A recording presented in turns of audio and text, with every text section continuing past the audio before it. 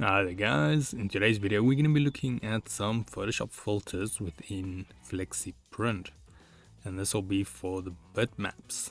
But before that, let's have a quick intro first.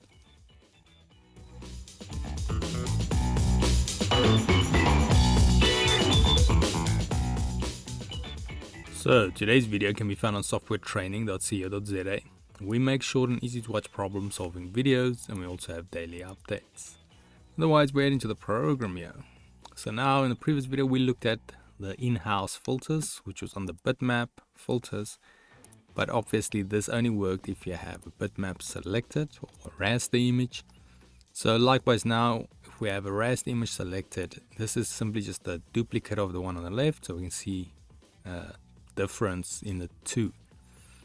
Now in order for this feature to work, to use Photoshop filters, you obviously need Photoshop. So this unfortunately is one of those requirements where this feature will only work if you have Photoshop.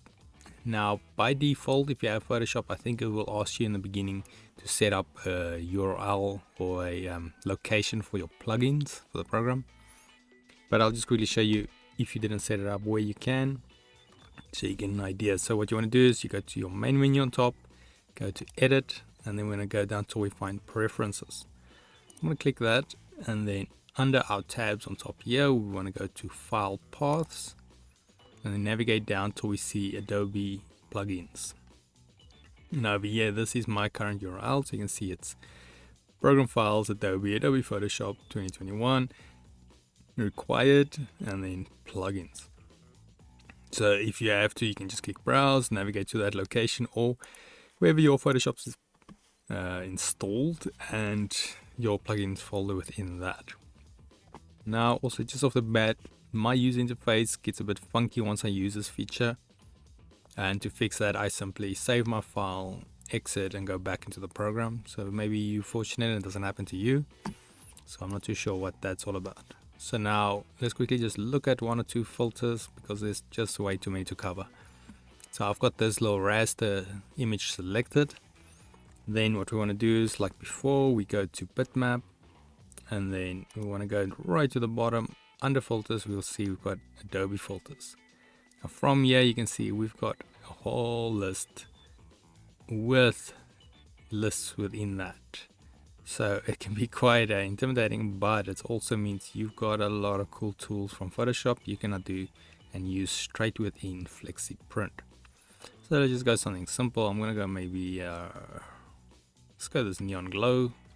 Not that I would want to really use this, but just so you can see. So once I click this, it will open up for us a Photoshop window where this is going to apply the filter.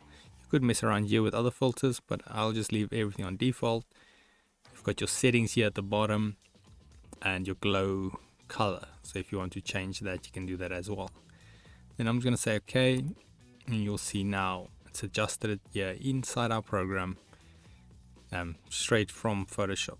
So I'm going to take my window, make it big again, and as you can see now, it almost looks like it scaled the entire user interface smaller, because these bars used to be there on the right, now it's closed. And if you look at our menus, let me just go down here, zoom first, and then if you look at our menus, the text is hardly fitting in. So like I said, that's the only problem I've found so far. I mean, you can still use the program quite nicely like this.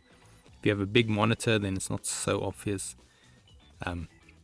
But yeah, it is a little bit strange. So like I said, if you want to fix that, you simply just save it. Go save. Wait for it to finish. Close that, and I'm just going to start it again. FlexiPRINT. Wait for it to load.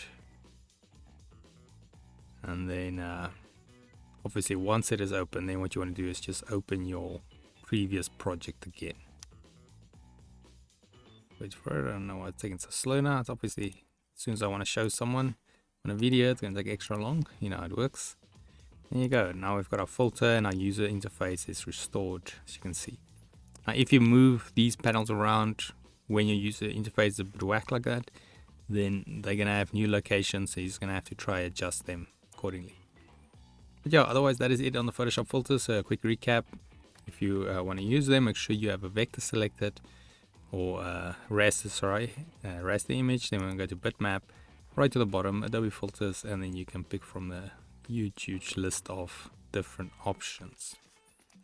But yeah, otherwise, thanks guys for following along on this mini course. In the meanwhile though, if we head here to softwaretraining.co.za, you guys will notice we've got a variety of different softwares we do cover, and you can also isolate your search on the top right.